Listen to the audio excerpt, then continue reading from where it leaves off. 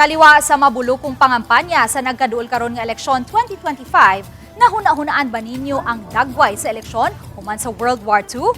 Kini ang hisgutan sa podcast sa banggiitan ug award-winning journalist nga si Howie Severino, ang Howie Severino Presents Moments in Election History.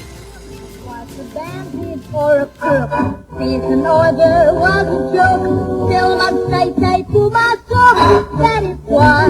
And we're going to be talking to Francis about that. So, Francis, tell us about the origins of this campaign jingle, Mambo Magsaysay. At hanggang ngayon, Ang inyong nadunggan ang Mambo Magsaysay kana ang gihulagway nga labing unang viral presidential campaign jingle na gigamit ni kanhi Presidente Ramon Magsaysay niadtong 1953. Ang istorya luyo sa jingle tagsa-tagsaon pagtuki ni Severino uban ang history of political science experts. Lakip na ang anak mismo sa kompositor sa jingle nga si kanhi Senador Raul Manglapos. Magdungan ta nga mag-Throwback Thursday karong Marso 20 sa nagkalain-laing streaming platform sa GMA Integrated News.